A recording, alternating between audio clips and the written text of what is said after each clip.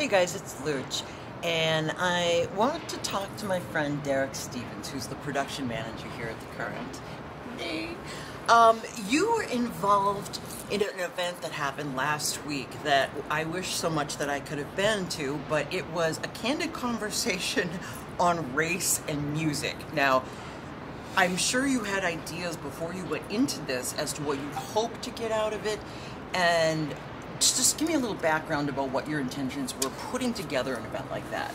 Well, what we wanted to do was basically, as it states, we wanted to have an open conversation about race and music in this city in particular. And we wanted to talk about how black people, how communities of color could have more access to spaces, to venues.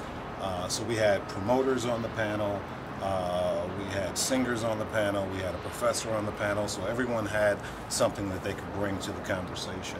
So we just wanted to basically have a conversation where people felt the space was comforting enough where they could be honest with what we have to go through as black artists in this town. And even that's a big enough of a topic, you know, artists and music and race, but at this time, in this place, in this world, people are hurt. People are feeling useless in some ways and helpless. Was there a sense of that along with that dialogue? I think there was a sense of that, but we were trying to figure out what we could do to make the situation better and not just harp on what the issues are, but how we can come together collectively to take care of these issues and to move these issues forward. So yeah, we did have somewhat of that conversation where it's like, look, you know, we're looking at the injustices in the criminal justice system. We're looking at black men being shot and killed by police officers and no one being held accountable. So we could have took the conversation here and there. Luckily, we had a great moderator in Pete Rose to kind of keep things focused. So we mainly talked about the music business, the promotional side of equity in town and things like that. So we kind of kept it more focused in on the music and the entertainment culture in the city.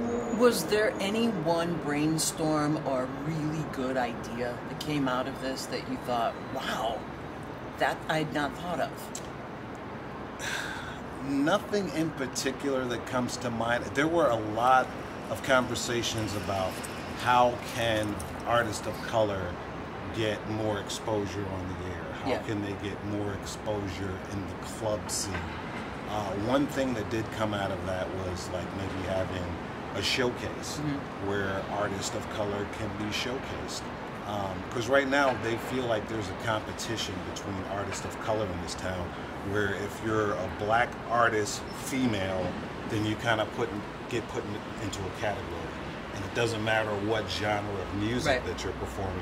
You're a black female, so we can utilize you for this, or we can utilize you for this. And I think it's where they want to be not just utilized when the time calls for it, because you need a black artist, but they want to be able to have their music and their art out there on a regular basis, you know? Well, in the history of music, there is always the organic phenomenon of crossover, and it happens, I don't know sometimes how consciously it happens, whether it be the clubs or radio airplay or a combination of those things, but it does happen, and how do you explain it? Well, I mean, when you think of crossover music, I think about maybe 15 years ago when all of the crossover / pop music was hip hop. Right. Exactly. You know, that was the music that was crossing over. Now we're in a different place within the market. Have we gone backward? I think we have, unfortunately. I really think we have, and that's really sad. Because you look at what hip hop was doing in the late '90s, and it was exposing hip hop to a mainstream culture, and people were gravitating more toward R&B music. I think R&B is still a very popular form of music. It's just the artist.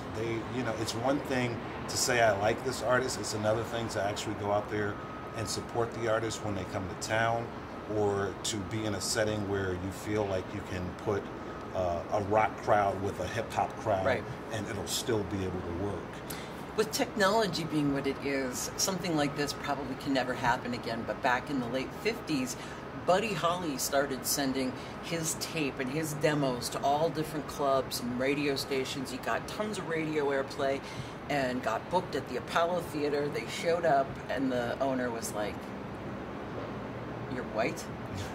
And was horrified, was like, "Oh, and they played, and they were the first white band to play the Apollo. But it was one of those things where, again, there was something of a color blindness at that time. Certainly, it was, I just like your sound, and it wasn't an issue. Are you white? Are you black? What are you? But now it's interesting because we both work in radio, and I know people ask very pointed questions to you directly, like, well, Derrick, what's going on at the Current, or why aren't you playing more of this? What do you answer?